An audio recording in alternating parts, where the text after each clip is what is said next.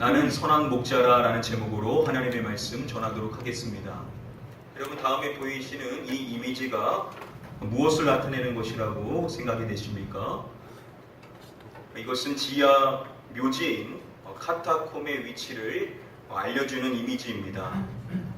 초기 기독교인들 가운데는 심한 박해를 피하고 이 지하 묘지인 카타콤에서 평생을 살다가 그곳에서 묻히는 많은 그리스도인들이 있었습니다. 이들이 이 어두운 곳에서 평생을 살면서 했었던 일 가운데 벽에다가 그림을 그리곤 했었습니다. 그 그림, 대표적인 그림 가운데 다음의 그림이 있는데요. 바로 이것입니다. 무슨 그림 같으십니까? 이 그림은 선한 목자를 그린 그림입니다. 현실적으로 봤었을 때 너무나도 어두운 그 절망적인 상황 속에서 왜 이들은 선한 목자를 그렸었던 것일까요? 오늘 우리가 본문으로 살펴보고자 하는 요한복음 10장 11절부터 18절까지의 말씀에 보시면은 이 선한 목자에 대한 말씀이 나옵니다. 오늘 예수님께서 주시는 이 말씀을 통하여서 우리가 배울 수 있는 세 가지의 말씀의 가르침에 대해 우리 함께 하나씩 살펴보도록 하겠습니다. 우리 다음에 본문의 말씀을 한 목소리로 읽어보겠습니다. 나는 선한 목자라. 선한 목자는 양들을 위하여 목숨을 버리거니와. 예수님께서 자신에 대해서 이렇게 말씀해 주시는 것입니다. 나는 선한 목자라. 여러분, 선한 목자 하면은 어떠한 이미지가 떠오르십니까? 아마도 우리에게 가장 친숙하게 떠오르는 이미지는 이러한 이미지일 것입니다. 아주 평화로운 초원에 목자 되신 예수님과 그리고 양떼들이 함께 있는 이런 아름다운 이미지가 먼저 떠오르게 될 텐데요. 자, 그런데 게리 버치 교수의 설명에 따르면은요, 이곳에서 주어진 이미지를 지나치게 감성적으로 처리하지 않는 것이 중요하다. 이것은 귀여운 새끼 양을 가슴에 꼭 품고 있는 친절한 남자의 이미지가 아니다. 목자의 일은 어렵고 지겹고 위험했다라고 설명을 해줍니다. 오늘 본문의 말씀에서 나오는 이 선한 목자의 상은요, 우리가 일반적으로 아는 이러한 이미지하고는 잘 맞지가 않는다라는 것이죠. 16세기 독일 르네상스를 대표했었던 화가인 루카스 크라나우의 작품 가운데 선한 목자 되시는 예수 그리스도를 그린 그림이 있습니다. 바로 다음의 그림인데요. 이 그림을 보시면은 기존의 이미지하고는 좀 다르다는 것을 알 수가 있습니다. 바로 이 선한 목자를 그린 그림이 바로 이 그림입니다. 앞서서 우리가 일반적으로 알고 있는 예수 그리스도를 목자로 그린 그림하고 한번 비교해 보시기를 바랍니다. 보통 우리가 알고 있는 이미지하고는 조금 사뭇 다르죠. 이 그림에 대해서 설명할 때 전창림 교수는요, 지금 다른 화가들과 다르게 이 그림을 통하여서 강조해주고 싶은 사항은 목자의 남루한 의복과 또 초췌한 몰골을 그린 것이다라고 설명을 합니다. 그러니까 예수 그리스도, 목자 되신 예수 그리스도를 이야기할 때 그분의 그 겉모습을 남루한 의복과 초췌한 몰골로 묘사를 했다라는 겁니다. 자, 이 말은 목자로 살아가는 것은 결코 녹록한 일이 아니라는 것이죠. 선한 목자의 역할을 감당하는 것은 매우 어려운 일이라는 것을 나타내기 위하여서 이와 같은 그림을 그린 것이라고 설명을 합니다. 자, 이러한 선한 목자 되시는 예수 그리스도와 대비되는 존재라고 할 수 있는 오늘 본문 12절 말씀에 보시면은 싹군의 존재에 대해서 예수님께서 말씀을 해주십니다. 여러분, 우리가 싹군이라는 단어 들으시면 어떠십니까? 부정적인 이미지가 가장 먼저 드실 텐데요. 이 싹군이라는 단어는 어떠한 의미냐면 싹을 받고 일하는 사람, 즉 임금을 받고 고용된 사람을 싹군이라고 부르죠. 류모세 선교사님은 이 싹군의 존재에 대해서 자신의 책에서 말씀해 주실 때 이러한 설명을 합니다. 우리는 흔히 싹군에 대해 나쁜 이미지를 갖고 있지만 수백, 수천 마리의 양을 소유하고 있는 주인은 일정한 싹을 주고 싹군에게 자신의 양들을 분배해서 맡겼다. 성서시대 양떼를 치는 자들은 대부분 싹을 목적으로 남의 양을 치는 싹군이었다라고 설명을 해줍니다. 당시 대부분의 양을 치는 사람들 모두는 싹꾼이었다라는 겁니다. 우리가 싹꾼하면 매우 안 좋은 이미지로 생각을 하지만 사실 당시 싹꾼은 일반적인 대부분의 사람들이 바로 싹꾼이었다라는 것이죠. 이러한 싹꾼은요, 특별한 어려움이 없으면 자신이 고용된 대로 양떼를 치는 일을 멈추지 않습니다.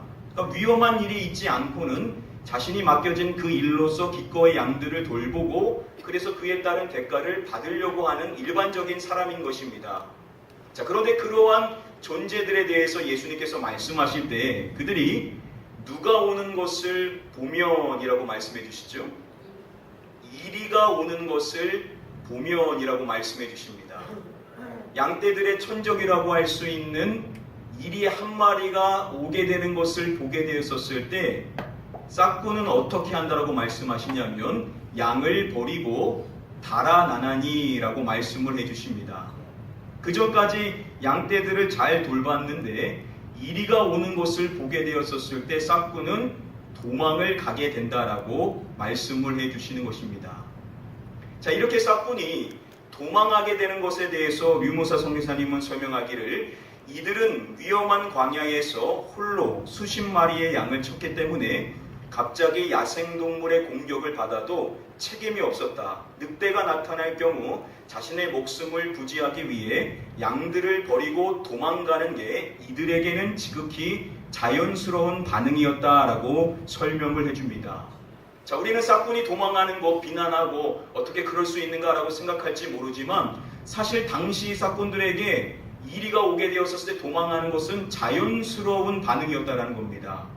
자, 이리가 와서 양떼들을 잃게 되었었을 때에 대한 책임을 싹꾼들은 지지를 않았다라는 겁니다. 자, 예수님께서 지금 싹꾼이 이리가 오게 되었었을 때 도망하는 것에 대해서 그들을 비난하시고자 이 말씀을 하시는 것이 아니라는 것이죠.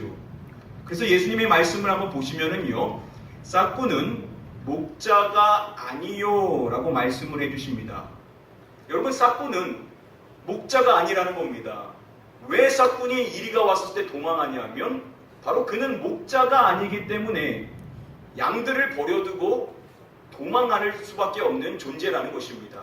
그러니까 싹꾼이 도망하는 것은 결코 이상한 일이 아니라는 것이죠. 그래서 이것을 다시금 강조해 주실 때 13절 말씀에 설명해 주시기를 달아나는 것은 그가 싹꾼인 까닭에 양을 돌보지 아니함이나 라고 말씀해 주십니다. 왜 싹꾼이 도망하냐면 바로 그가 존재가 싹꾼이기 때문인 것이죠. 목자가 아니라 잠시 잠깐 양떼들을 돌보기 위해 고용된 존재이기 때문에 위험의 상황에 노출되었었을 때 양들을 버리고 도망하게 된다라는 겁니다. 자, 그러한 그들과 다르게 오늘 말씀에서 예수님이 자신을 소개하실 때 자신은 목자다라고 말씀해 주시죠. 그런데 그냥 목자가 아니라 선한 목자라라고 말씀을 해 주십니다. 자, 그리고 그러한 선한 목자가 어떠한 일을 행한지를 예수님은 이어서 이렇게 말씀해 주시는 것입니다. 선한 목자는 양들을 위하여 무엇을 버리거니와 라고 말씀해 주십니까? 목숨을 버리거니와 라고 말씀을 해 주십니다. 선한 목자는요, 양떼들을 위하여서 자신의 목숨을 버린다라고 설명을 해주시는 것입니다.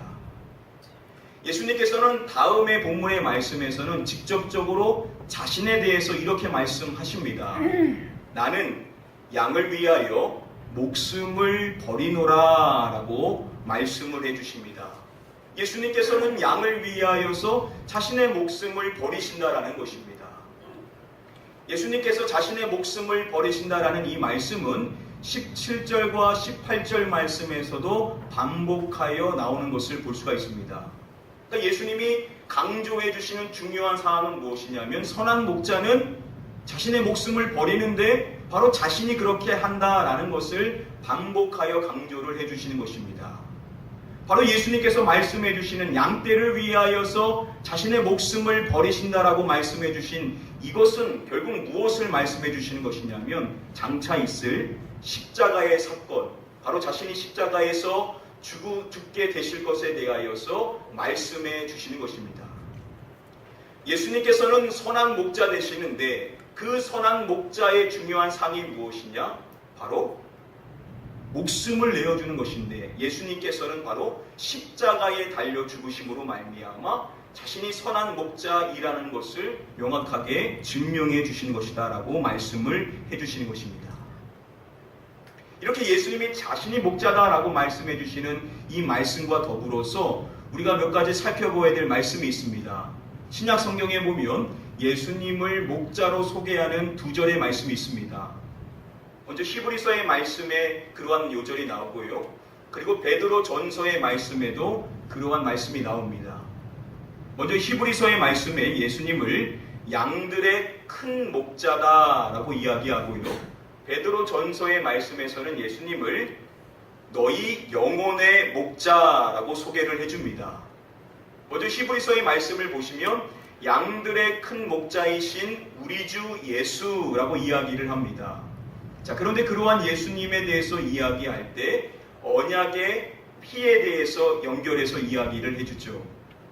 바로 목자이신 예수 그리스도께서 십자가에서 피 흘리신 것에 대하여 함께 이야기를 해주고 있다는 겁니다. 자, 그리고 베드로전서의 말씀도 보시면은 예수님을 너희 영혼의 목자라고 소개해주는 이 말씀에서 먼저 예수님에 대해 이렇게 이야기를 해주고 있습니다.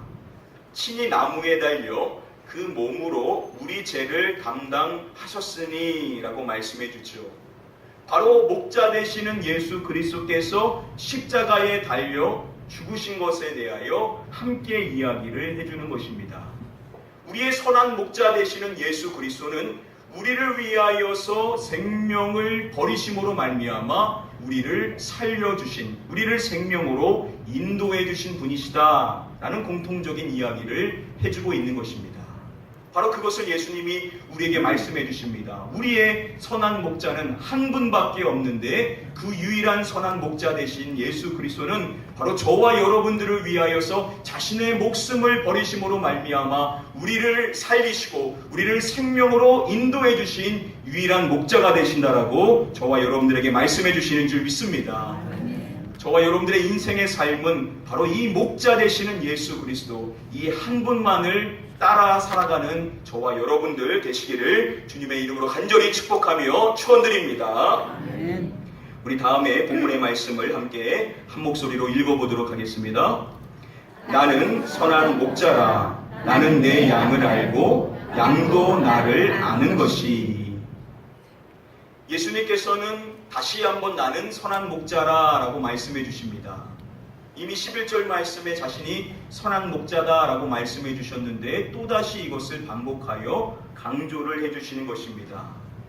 자, 이렇게 자신이 선한 목자임을 강조해 주신 이 말씀 이후에 나오는 중요한 말씀이 이 말씀입니다. 나는 선한 목자라. 나는 내 양을 알고 라고 말씀해 주십니다. 자, 여기서 양이라고 번역되어 있지만 내 양이라는 이 단어, 에모스라는 이 단어의 문자적인 뜻은 나의 것, 나의 소유라는 의미입니다. 직역하면 예수님께서는 나는 내 것을 알다라고 말씀을 해주시는 것입니다. 바로 자신의 양을 자신의 소유다라고 강조를 해주시는 것이죠. 여러분, 사꾼이 이리가 오게 되는 것을 봤었을 때 도망하는 이유가 무엇입니까? 예수님께서는 그들이 목자가 아님을 말씀해 주신 다음에 이어서 양도 누구 양이 아니라라고 말씀하시냐면 제 양이 아니라라고 말씀을 해 주십니다. 사꾼이 이리가 왔었을 때 도망가는 이유는 간단하죠. 그 양은 자신의 양이 아니기 때문이라는 것입니다. 자신의 양이 아니기 때문에 위기가 찾아왔었을 때 그 양들을 돌보지 않고 자신은 도망한다라는 것이죠. 그런데 예수님께서는 자신이 선한 목자임을 말씀해 주시고 그 양이 자신의 것이다. 그 양은 내 소유다 라고 말씀을 해 주시는 것입니다.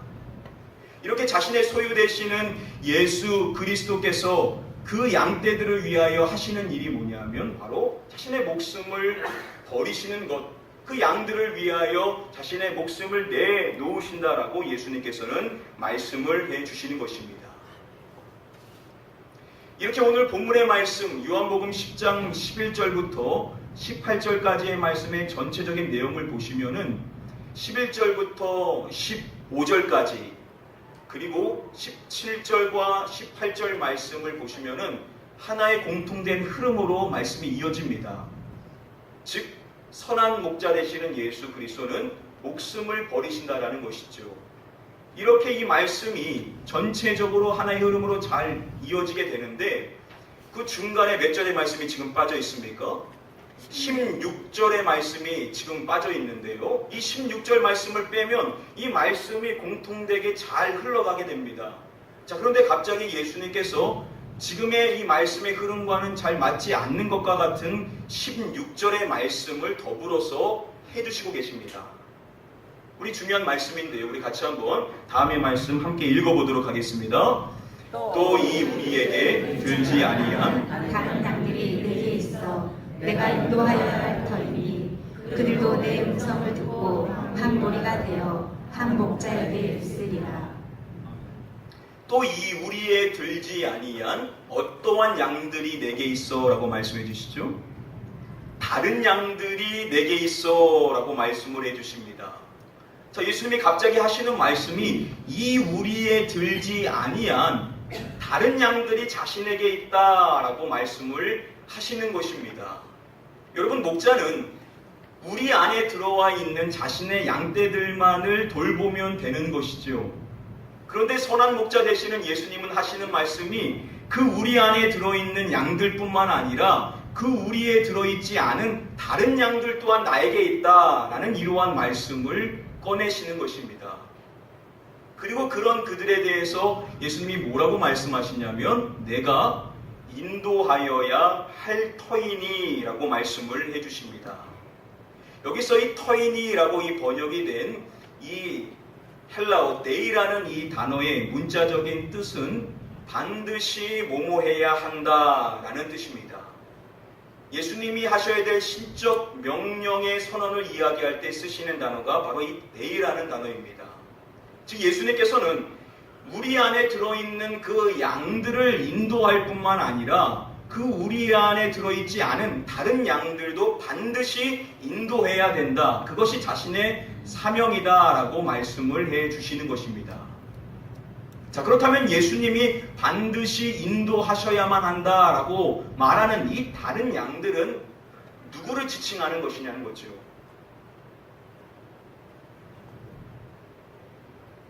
요한복음 11장 말씀에 보시면은 예수님의 십자가 사건에 대하여 설명해 주는 말씀이 있습니다. 또 그 민족만 위할 뿐 아니라 흩어진 하나님의 자녀를 모아 하나가 되게 하기 위하여 죽으실 것을 미리 말함이로라 라고 말씀합니다. 예수 그리스도의 십자가 대속의 그 사건을 설명해 주는 것인데요. 그것을 말할 때 그 민족만을 위할 뿐 아니라 라고 먼저 말하죠. 그렇다면 여기서 말하는 그 민족은 누구를 말하는 것이겠습니까? 유대인들을 말하는 것이죠. 예수 그리스도께서 십자가에 죽으신 것은 유대인들 뿐만 아니라 이어서 말할 때 흩어진 하나님의 자녀를 모아 하나가 되게 하기 위하여라고 말씀해 줍니다. 대부분의 주석가들이 여기서 말하는 흩어진 하나님의 자녀는 예수님이 누구를 염두에 두고 말씀해 주신 것으로서 요한복음의 말씀이 이것을 누구를 지칭하며 이야기하는 것이냐면 바로 이방인들을 지칭하여서 쓴 단어가 바로 흩어진 하나님의 자녀라고 이야기를 합니다. 자, 놀라운 표현이죠. 지금 이방인들은 예수 그리스도의 십자가의 사건을 알지도 못합니다. 그 우리 안에 아직 들어와 있지 않은 자들인 것이죠. 그런데 그러한 자들을 하나님의 흩어져 있는 자녀다라고 말씀을 해준다는 것입니다. 예수 그리스도께서 십자가에서 죽으신 것은 유대인들만을 위한 것이 아니라 지금 흩어져 있는 아직 그 양떼 안에 들어와 있지 않은 그들을 불러서 그들 모두가 하나가 되게 하기 위하여서 십자가에서 죽으신 것이다 라고 설명을 해주고 있는 것입니다. 자, 그렇다면 이러한 설명을 통하여서 예수님께서 말씀해 주시는 다른 양들, 이들이 누구를 이야기하는 것이냐면 바로 이방인들을 염두에 두고 예수님께서는 말씀을 해 주셨다라는 것입니다. 앞전에 15절 말씀에서 예수님께서는 자신이 목숨을 버리시는 십자가 사건을 말씀하시고, 그리고 17절 말씀에서도 자신이 목숨을 버리는 것에 대하여 말씀하십니다. 그런데 그 중간에 갑자기 어떠한 존재들에 대해서 말씀하시냐면 다른 양들, 즉 이방인들에 대해서 말씀을 해주신다는 것이죠. 여러분, 이것이 어떠한 것을 의미하는 것이겠습니까? 예수 그리스도께서 죽으신 그 십자가 대속의 은혜는 그들만이 아니라, 이미 그 안에 들어와 있는 자들만이 아니라, 아직 그 안에 들어와 있지 않은 다른 존재들을 위해서도 예수님께서 죽으실 것이다, 죽으시는 것이다 라고 우리에게 설명을 해준다는 것입니다. 여러분, 사실 저와 여러분들도 원래는 누구였습니까? 원래는 다 이방인이었죠. 그러니까 우리는 다 원래 다른 양들인 것입니다. 유대인들을 제외한 모든 사람들은 이방인이기 때문에 우리도 사실은 다른 양들이었습니다. 그런데 우리의 목자 되시는 예수 그리스도께서 저와 여러분들을 친히 인도해 주셔서 주님의 양이 되게 해주신 것이죠. 하나가 되게 해주신 것입니다.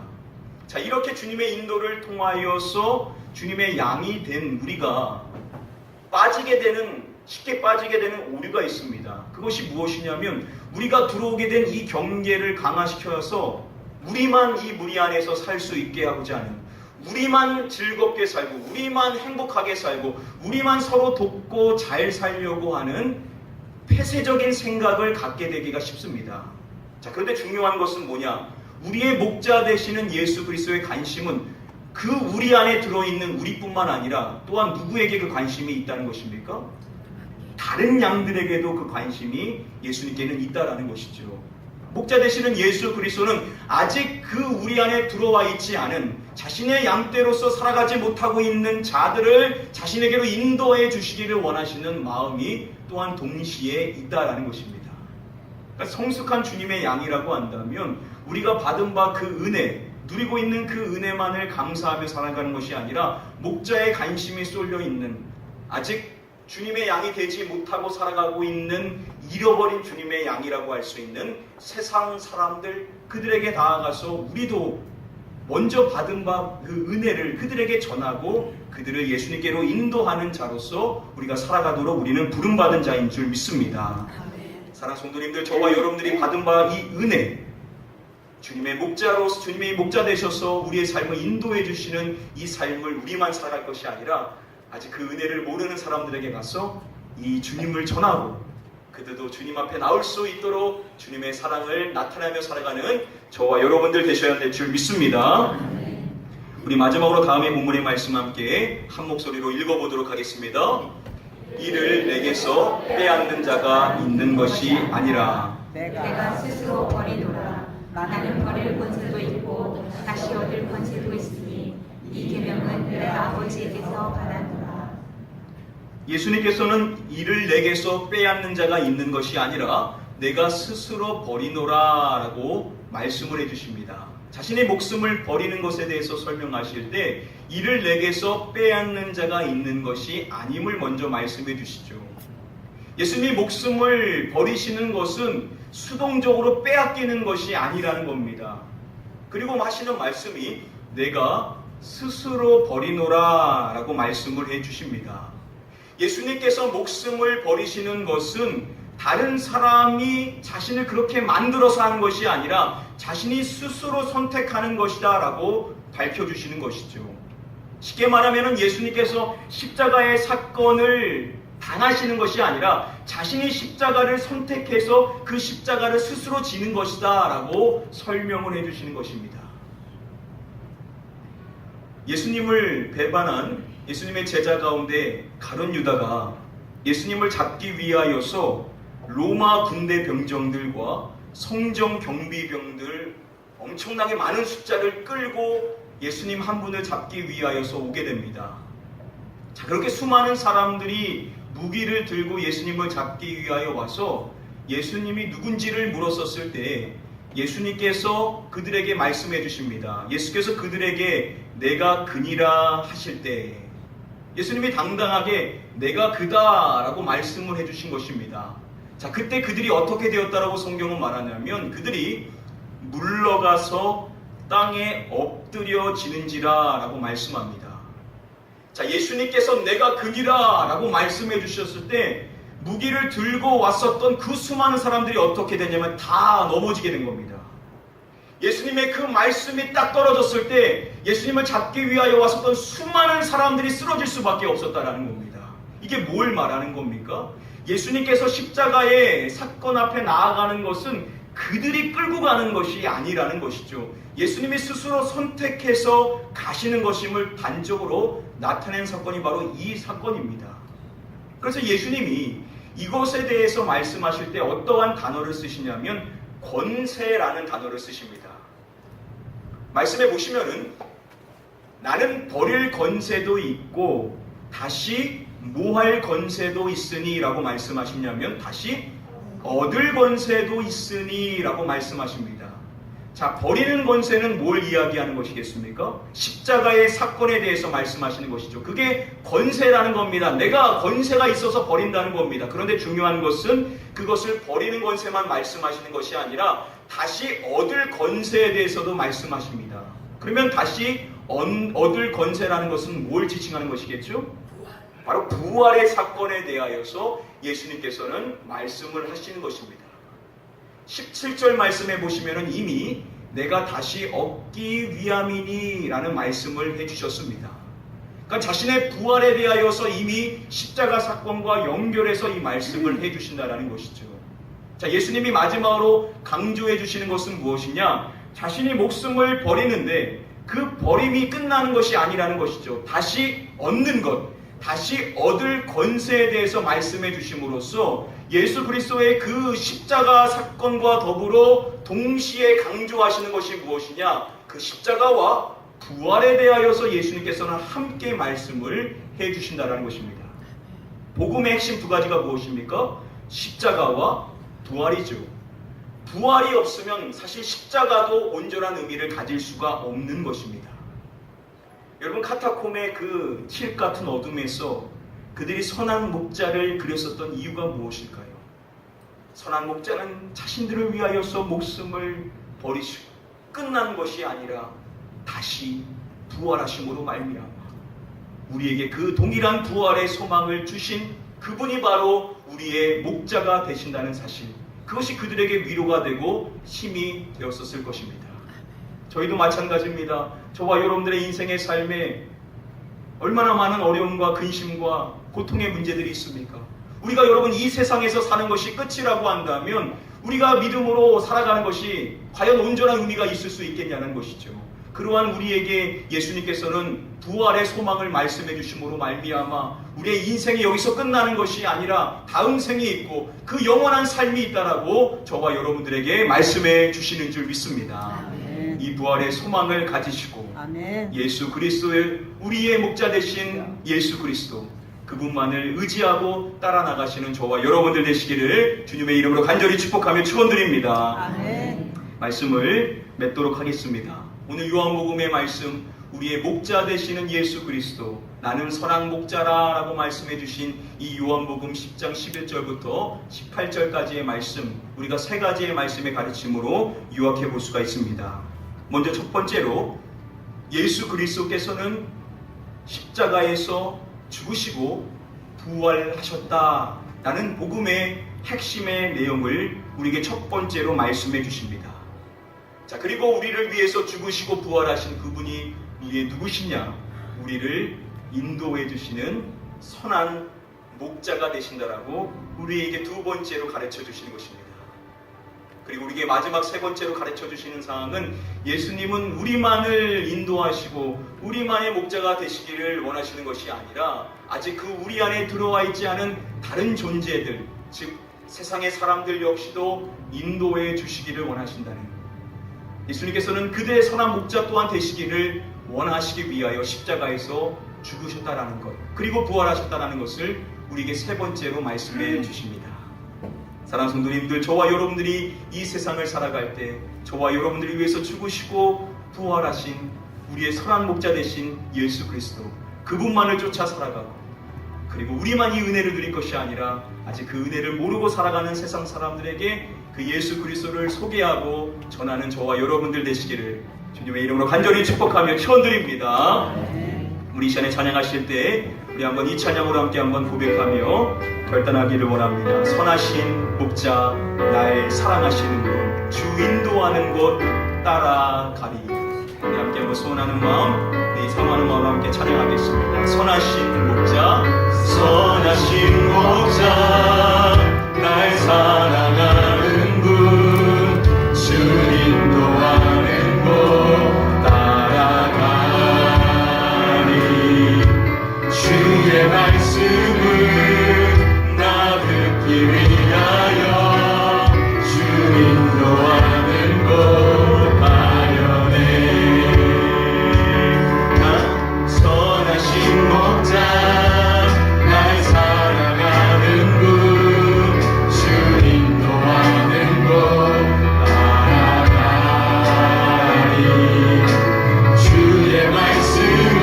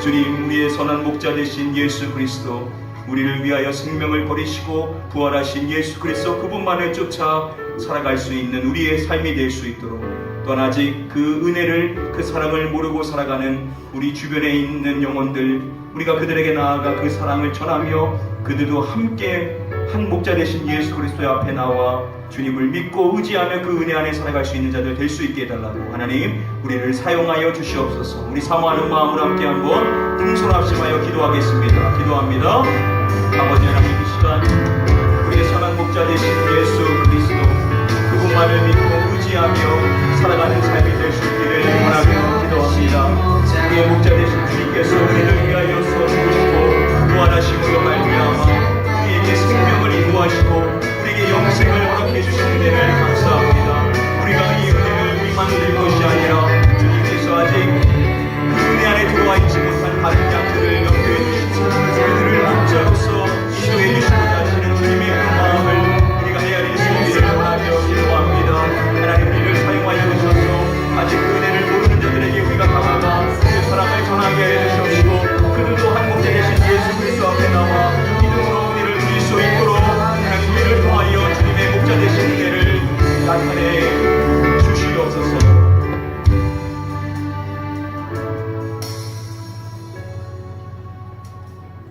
우리의 선한 목자 되신 예수 그리스도께서 우리를 위해서 죽으시고 부활하심으로 말미암아 우리에게 영생을 주시고 부활의 소망을 주신 은혜를 감사를 드립니다. 우리가 이 받은 바 은혜, 이 은혜를 우리만 누리고 끝날 것이 아니라 주님께서 안타깝게 여기며 찾고 계시는 주님의 잃어버린 영혼들, 그들에게 우리가 다가가 우리가 누린 이 사랑, 우리가 자격으로 누린 것이 아니라 주님의 전적인 은혜로 누린 것이기에 우리가 받은 바 그 은혜를 전하며 그 사랑을 나눌 수 있는 저희가 되게 하여 주시옵소서. 그래서 우리를 통하여서 주님이 찾고자 하시는 잃어버린 주님의 귀한 영혼들, 흩어져 있는 주님의 그 자녀들을 하나님 찾으시게 하여 주셔서 우리를 통하여서 하나님이 일하시는 것들 우리가 보게 하시고 또 우리가 주님의 기쁨이 됨으로 말미암아 우리 가나안 교회를 통하여서 하나님이 찾고자 하시는 다 그 많은 귀중한 영혼들 찾으심으로 말미암아 하나님께 온전한 영광을 올려드릴 수 있는 우리 복된 가나안 교회가 될 수 있도록 인도하여 주시옵소서. 믿고 감사드리오며 이 모든 말씀 우리의 구원자 되시는 예수 그리스도의 이름으로 기도드립니다. 아멘.